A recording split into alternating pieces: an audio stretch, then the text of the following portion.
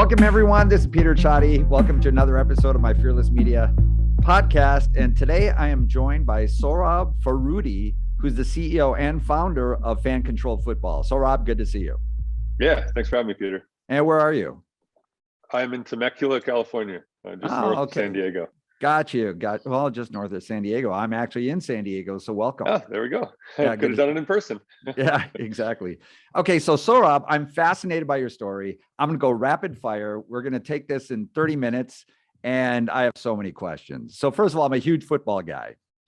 Minnesota Vikings, they break my heart every year. And so maybe I'll join Fan Controlled Football because that way I'll have some say in actually who's playing. But I've been getting deeper and deeper into the world of Web3 and NFTs in my latest episodes of Fearless Media Podcast. And as I was walking the dogs one day and listening to probably Real Vision, I heard you being interviewed and I was kind of blown away because first of all, one of the themes I talk about a lot is NFTs and communities and passion fuels communities that really work. And I'm deeply involved in the music space, and music has that kind of passion. So NFTs, I believe in music, work really, really well. And similarly, when you talk about sports, there's such passion behind teams. So I totally see the idea here. And then the other piece of it, which I think will shock some people, is that it combines the kind of like the virtual or the digital world in with the physical world. So there's that component, which is really quite remarkable. But I'm going to go right into it. So Fan Controlled Football, which kind of blew my mind. What is it? It is a real life version of Madden. It is a real league with real players on the field, playing high quality pro football. We had Johnny Manziel and Josh Gordon play in the first season. We had two guys that we sent up to the NFL after they played with us. So legitimate, really good football. But fans make every decision, including calling the plays in real time. So we can call through the mobile app or integrate it into Twitch. Fans draft the players that they want on their teams. And we even let fans build the brands. So starting from scratch, from the ground up, fans named the teams. They design the logos. They choose the uniforms. It really is like creating your own franchise as a fan and putting the power. Our motto is power to the fans. And that's what this is all about, is putting the power back in the hands of the fans. Well, maybe it's never been in the hands of the fans. So putting the power in the hands of the fans where it probably should have been. So it's really the ultimate version of fantasy football. Yeah, it really is. Okay, so I want to dig into all of those components because, first of all, you mentioned Johnny Manziel, and we'll get into players and how you find the players and how fans select them. But how did you attract somebody like a Johnny Manziel and some of the others who are names that people will recognize out there? Well, we went out with this concept. I mean, something I've been working on since 2015. We actually tested the model in the indoor football league back in 2017. We bought a new franchise in that league and tested a lot of these fan control components, including real-time play calling. So we had a lot of data, a lot of momentum coming out of that. And the first thing that we did was went out and got some pretty influential team owners to join the league. So Marshawn Lynch, Richard Sherman were the first couple of guys that we spoke to that were really interested in this, right? And they're both those guys are really big in giving back to their communities, both really big in getting other players shots at making the league, right? And so they were really interested in this concept. And then, from a technology standpoint, both of those guys have been out doing a lot of stuff. So we then got introduced to Bob Menery. I don't know if you know Bob Menery, Instagram guy, 3 million, 4 million followers, big in sports. And he had a relationship with Johnny. So when we were talking to him about, who's the number one player you'd want to come play in this league, Johnny Manziel was honestly top of the list. Like, that was one of the guys that we thought could be a really great fit. He's got the personality, our league's all about entertainment, right? We are, again, high quality pro football on the field, but we don't take ourselves that seriously outside of the lines, right? Our goal is to really create entertaining content for fans to engage with. And Johnny's one of those guys that everybody wants to watch and hear from and see what he's going to do next. And so Bob helped us go get him. And so, like you mentioned, Richard Sherman as a team owner. So is he still a team owner in this season? Yeah. Okay, so he's he continues on. So he's almost like a founding member of the team. Absolutely. Of your team. Yep. Very cool. How do teams form? Let's start with that. Well, it's a single entity. So we own the league, and the league itself owns the majority of each of the teams. But somebody like Richard Sherman, he's a part owner in the Glacier Boys. So him and Quavo, they are own true equity in the Glacier Boys franchise, which is one of our first four original teams. We call them our OG teams. Marshawn Lynch and Renee Montgomery and Miro are owners of the Beasts. Bob Menery, who I mentioned, is an owner of the Zappers. So we created the first iteration of this league was back in February and March last year. We had four teams. We played a 6-week season, and each of those teams had these celebrity team owners to really bring in the first wave of fans, right? I mean, when Richard and Marshawn go do something, people follow them, right? They've got diehard fans that want to be part of what they do. And so those were the kind of people we were going out to find in sports and media and entertainment that we thought could move the needle. So and how many teams do you have now? We have 8 now. Headed into season 2, we have 8. Okay. So were those additional 4 teams also celebrity owners on those? Yeah, so those are what we call our NFT teams. So those are the teams that are part of what we call the Ballers Collective. So we went out and actually partnered with 4 NFT communities. So Bored Ape Yacht Club, Gutter Cat Gang, Knights of Degen, and then 888 and Steve Aoki. And so they've got existing communities of fans that were already part of their projects. And then we let them come in and be kind of the first fans of these 4 new teams, which has this really unique NFT component where we call it an avatar. So it's basically like, when you play Fortnite or any of these other mobile games, you've got your avatar that you use as your kind of digital self in the game, and you can skin them and do all sorts of fun things with them, and they persist, right? They carry on as you continue to play. That's the mechanic that we're building in fan-controlled football for these 4 new teams. So we have avatars that are NFTs that you own, and you need one of those in order to make decisions for the 4 new teams in the league. Okay, that's what I was going to ask. So for the first 4, the OGs, I could not become a fractional owner of any of those, correct? No, correct. The OG teams are free to play. We could have 10 million fans of the OG teams. I see. And you'd have as many fans as you want. The next 4, the new 4 teams we created, they're basically governed by NFTs. They're token gated. So it's a club membership, right? Yeah. You need. So we have 4 that are you have to pay to be part of, and we have 4 that are free to play, and anybody can be part of. I see. And then is the goal ultimately to expand beyond that? Yeah. So, I mean, we want to be a 20-team league here over the next 5 years. We're actually going to be announcing sometime in the next couple of months new sports as well. So we're looking at, basketball, baseball, and cricket, where we think the platform can work and be utilized. And our goal, our games are 1 hour. So our goal is to kind of create short form interactive versions of traditional sports, where we can create some really unique lean forward engaging mechanics in the game, where fans get a chance to actually not control the outcome, but impact the outcome right on the field. So as a fan, look, you mentioned you're a Vikings fan. I'm a Cowboys fan. So it's been a rough 25 years for me. Yeah. So Drew Pearson, I still remember that. There you go. But even the 3 Super Bowls we won in the 90s, you just heard me say, I say we, right? We won. I sat on the couch and watched. I didn't do anything. Okay. Our fans, they literally call the plays and drafted the players that are on the team. And so when they say we won, I mean, they can mean that. Like, they had an impact in what happened on the field in a really tangible way. And we think that's a really powerful, like you mentioned, community. That's a really powerful driver and builder of passion and community around the teams that we're creating. No, I completely see that. I in the sports world, again, there is such passion. That's like natural passion. And so that's a great thing to leverage and harness, just like on the music side.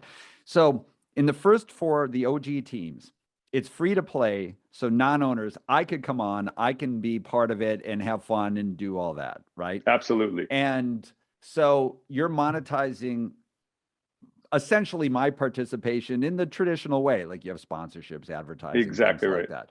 With the new 4 teams, you have you mentioned like Bored Apes and others. So you can be part of the Ballers Club. So I could pay like buy an NFT, what gets me membership into one of those 4 additional teams. And then I have actual ownership. So I get a partial or fractional share of the revenues that are generated by those teams in the league. Is that right?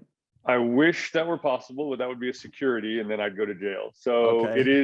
it is governance mechanics. So you get to make all of the decisions for the teams. Yeah. Just like the free to play version, except your voice is going to be count more because there is a limited number. There's 8,888 of each of these the ballers for each of these teams. So and look, we had tens of thousands of fans per team in the first season for our first 4 teams. So we're really kind of bringing this back down to a much smaller community of people to play on these next 4 teams. But with that said, we did equity crowdfunding campaigns on Republic. So we want fans to be true equity owners. The only way to do that is to do it SEC regulated. So we went through the Republic process. We had about 2,500 fans. We capped out. There's a $1.2 million cap when we did our first 4 campaigns. So we capped out. So we sold out of the team equity for fans for those first 4 OG teams. We're going to do that again for the teams headed into season 2. So you need a baller for these next 4 teams. You will need to own a baller in order to own equity in the team. So we're going to kind of gate that access as well. Okay. So right now, if I join the Ballers Club for one of the four subsequent teams, not the OGs. Yeah. Then the benefits that I get just with that is that I have more decision-making power. Is there anything else I get? Yeah, there's a lot more. So we've built in a lot of utility into the ballers. So the ballers, if you think about it as a football player, it's a football player avatar, helmet and shoes and gloves and shoulder pads and jersey, all these kind of, there's like, I think 30 gear items, we call them, on the baller. When you mint your baller, they are randomized from a gear standpoint. Yeah. And some of the gear will come with really unique benefits and utility. And we've announced, I think, 6 of them so far. One of them is a gold jersey. So if your baller gets minted and has a gold jersey, that baller entitles you to a game-used autographed jersey for your team every season, as long as you own the baller, right? We have another one that is a King's Crown. If you got the King's Crown, it's VIP access to our game day venue in Atlanta, right? And it's free. I mean, you paid for your baller, but the King's Crown is now the VIP access. So we're building in a lot of this really unique kind of real world benefits and utility into the NFT, which, I mean, quite frankly, doesn't exist. I think Gary V Friends has some of that stuff built in for his conferences and things like that, but there's not a whole lot right now. Everything I'm looking at in Web3 is ones and zeros, right? Yeah. It's true digital, it's video games. Yeah. We think there's this really unique world where physical and digital collide. And I don't know about you, but I mean, metaverse is coming, but we all still live in the real world if we're not going to actually live in the metaverse. Yeah. So we're really interested in how you can bring those 2 worlds together in a really unique way. Listen, one of the reasons why I wanted to talk to you is I am very vehemently a believer in this form of an NFT, this one where there's lasting, ongoing benefits that come with it. And the idea of bringing the experiential aspect of it, so beyond the digital, but the experiential IRL stuff, I absolutely agree. And again, sports and music to me is kind of, those are obvious areas where you have the passion of it. So then just to close the loop on that, I don't get equity ownership by buying the NFT itself, but I have an ability, there will be an ability to come onto the Republic platform, buy an equity stake, which gets me then a piece of the overall league, of a fractional ownership share in all the revenues that are generated from it. And ultimately, yes, advertising, sponsorship, and merchandise, of course, but there's going to be, all kinds of ways to be able to monetize this thing.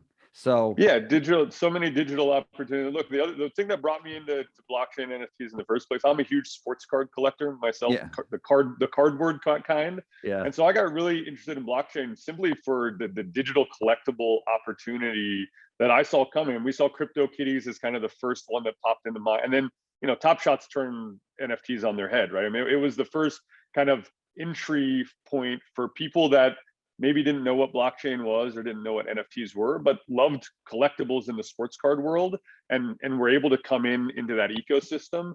And that's my hope, right? My hope is that we can be this onboarding mechanic for fans to maybe own their first NFT, right? And there's an opportunity where we can show them that these are more than just, a right click and save JPEG. Like, there is some real functionality, real utility. There's something really powerful about the technology if you get under the hood a little bit. And so that's my goal is to figure out how we can make this accessible for sports fans and something fun that they enjoy. And you told me, I think you said there are 8,088 NFTs for each. 8,888. Okay. Yeah. How did you arrive at that number? So 888, the angel number. It's a number that's just taken off in the NFT world. Oh, okay. So there's a lot of projects that are 8,888.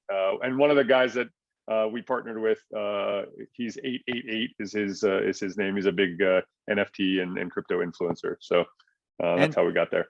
Okay, so if you start team number 9, how does that form? Do you get like a celebrity owner who kind of starts that one, and then you do the 8888 again?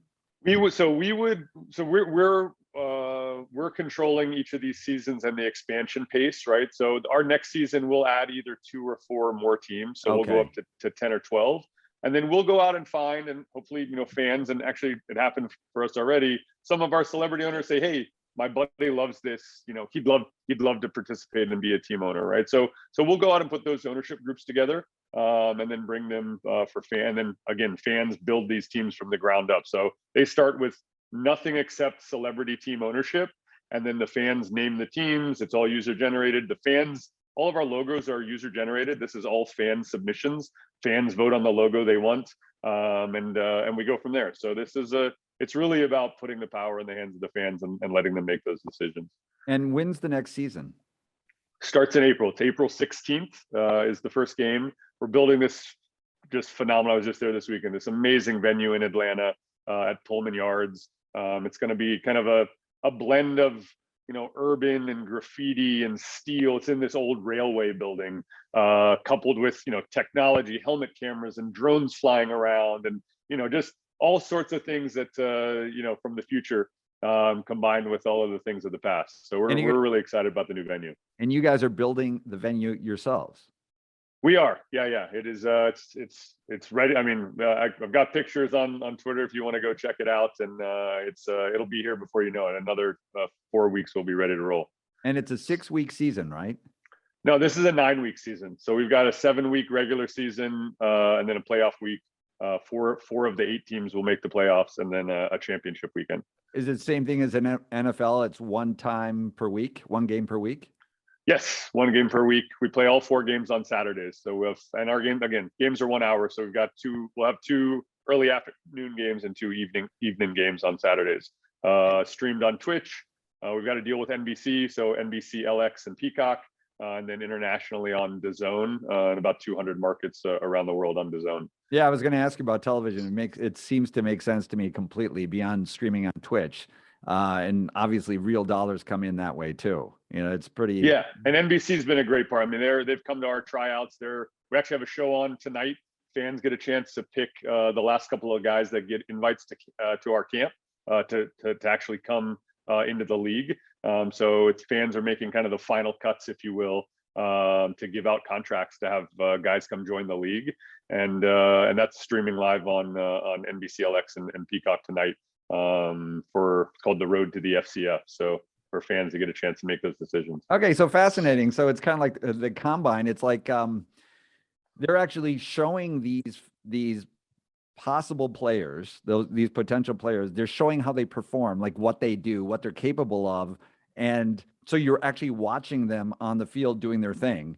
And so you're scouting them essentially. That's correct. It's fan scout, fans make the decision. And it's about, look, in our league, it's as much about what they can do on the field as who they are off the field. Yeah. The connection for our players and our fans is real. A lot of our guys, you think about a 21-year-old guy coming out of college who played football. He's a content creator. He's active on social. They're gamers. Most of them are interested in NFTs and Web3 and what's happening in that space. So for us, it's about giving the players a platform, right? If you think about Twitch, when our guys come home after practice, we're helping them learn how to build audience and connect with fans on social and stream games on Twitch and build a community for themselves personally. Because there's value to that after the game of football, right? Football doesn't last long. The average career in football is 3.5 years. Yeah. So if we can give these guys a chance to connect to fans and build an audience, we think that's really powerful for us as we continue to grow as a league. I'm going to go really rapid fire because we don't have that much time. Okay. But okay, so you find your players. You had some like Johnny Manziel types who were like celebrity players, right? So you identified some of the OG owners identified a few people, and that kind of like seeded the players. I looked at your site. It looks like anybody can essentially apply to try out. But if you get thousands and thousands of people who apply, which I'm sure you do, how do you pare it down? Well, my co-founder played in the NFL. We've got great coaches in our team. We've got a couple Super Bowl rings between our coaches. So these guys are legit. So we had about 160 guys show up to our last tryout in Atlanta, 70 wide receivers. Okay, so people who apply actually they have to bring themselves out to physical tryout. Okay. Correct. Yep. Okay, got you. So then they pare it down. These pros essentially pare it down to the guys they believe could be, they're worthy, right? And then it's brought to the fans to fans. So basically we need about 150 guys coming into season 2. We're going to make the decision on about 147 of them. Fans get to decide the last 3 that get into the fold. And then when we get the Wednesday before our first game on April 16th, we do a live draft, and fans literally get to draft the players that they want onto their team, just like the NFL draft, except fans vote on the guy that comes down the stage and puts the cap on, right? So that's a lot of fun. So we've got players reporting to camp in about 2 weeks. Fans will get a chance to watch these guys, learn who they are. We'll put scouting reports out and all sorts of things for fans to really dive in and get to know who these players are. And then we'll go into the draft and let fans make those decisions. Very, very, very cool. Okay, so I want to get into controlling the plays a little bit because you have a tech platform that you guys have developed yourselves in terms of the real-time decision making. Correct. Developed and patented. Yeah. Good for you. That's awesome. Okay, so they're 1-hour games. The clock never stops, so it's just rolling time. So it's always going to be an hour. It's constant action. It's 7 players on each side. Correct. You start at the 50. It's a 50-yard field. Yep. There's start at the 10. Okay, you start at the 10. There's no kicking or special teams. Correct. So it's only touchdowns. Touchdowns, and our extra point is actually a one-on-one battle between the wide receiver and the defensive back. The quarterback has 3 seconds to throw the ball. So we've turned a very boring play into one of the most exciting plays in sports. I mean, our extra points are freaking awesome to watch. They're so fun. Okay, so who designs the plays? Tell us just about the plays themselves and the decision making, the real-time decision making by the fans. Yeah, look, this is no different. I would say the fans are the offensive coordinator looking at the call sheet. So what we've designed, our players practice these plays all throughout the week, and those plays are fed into our system. The system pulls out 2 diagram runs and 4 diagram passes based on situation. So if you see that coach on the sideline looking at his call sheet and scanning what he's doing is he's got buckets of plays on that call sheet based on the situation. Our system is putting that out for fans and saying, okay, it's 3rd and 1 from the 22-yard line. Here are the plays that a coach would normally call from. Hey, fans, pick from these 6 diagram plays. You got 2 runs and 4 passes. Fans have 15 seconds to lock in their vote. And then because we built the league and we control the clock, the play clock doesn't start on the field until the fans' play clock has ended, right? Yeah. So fans have 15 seconds, and then the players have basically 10 seconds to get out and run the play. We're running plays in an average of about 23 seconds, something like that, which is faster than most NFL teams run plays during the season. How do they how do the players get the call in that short? They get it into their ear. Okay, so it comes down to coach, and coach relays the play in. So it's all real time on an iPad and comes into the team. Okay, got you. And who designed the plays in the first place? We've got a head coach, Okay. John Jenks, that puts the whole offense on, and these are a lot of his plays. Him and Sean Liotta are two coaches that have been doing this for a long time that built out the offense. Gotcha. So they designed, it's human designed plays, but Correct. your data essentially based on the situation determines which options are available for the fans to vote on. Exactly. And okay, so there are 4 passes, so it's obviously very pass heavy, which is fun to watch. Yep. On offense, 4 passes, 2 runs. How about on defense? Fans are currently not calling anything on defense. Our game and most indoor games, if the 7-on-7 and 8-on-8 games, they're pretty reactionary on defense. So you call typical coverages, but there's some restrictions because you only have 3 offensive linemen. It's much easier for the defense to get to the quarterback. So there's a little bit of restrictions that are placed on the defense from a blitz standpoint and things like that. We don't want to overcomplicate things for fans. So, we let them call offense. And honestly, you need a break. I mean, calling offense is intense. When you're calling plays, I mean, you are in it and you're locked, and you can't, when your play gets chosen, I mean, it doesn't matter if 10,000 other people called that play. You're like, oh my God, this is what I wanted. And you get the feedback and you know what's coming and you know that it's your play. So you feel like you made it happen on the field. It is a really, really special connection to the game. Very cool. How much does it cost to be a baller right now? Ballers are 0.0888 ETH, so $250-ish to buy a baller. Okay, $250. And then who are your investors? So we raised a seed round of capital from Lightspeed Ventures and Verizon Ventures back in June of 2020 to put on the first season. And then coming out of that first season, we raised a $40 million round led by Animoca Brands, Delphi Digital, Gemini, and a bunch of other groups from the Web3 space to go continue to build and iterate on the product. Good for you. Good for you. Thank Congratulations on that. And then, okay, it's a 9-week season this year. For the rest of the year, then, because it's a community, you're in a community, so you're bantering, you're doing all kinds of things. And if you're an NFT owner, you have ideas that you can bring to the community that they vote on. So it could be, again, Exactly. It could be merchandising, it could be other monetizing kinds of things, right? Exactly. And we're also building a Ballers video game. So the idea is that you'll be able to bring your baller into a FCF video game as well. Yeah. And our goal is to let you basically use it in the real league and use it in the digital league, right? And then that's kind of our long-term vision. Is if you think about traditional sports right now and traditional sports leagues, they've licensed all of their digital properties out to third parties, right? EA Sports, Take-Two Interactive, Dapper Labs, like it is all owned by third parties. Our goal is to build sports that is all in one. The entire ecosystem is built under one umbrella. And so as a fan, you're constantly taking your profile, your digital self, and it has persistence in the physical and digital world. And we think that's a really powerful idea moving forward that Web3 enables. Yeah. And I want to be one of the things that you mentioned that's really important for everybody out there to understand is that while it's fan controlled football right now, it's fan controlled. So it's going to be getting into the other sports that you mentioned. So I'm going to end it with that, Sohrob, but I think it's very cool. Of all the NFT projects, do you consider this an NFT project? What do you consider it? I can consider us a sports and entertainment platform.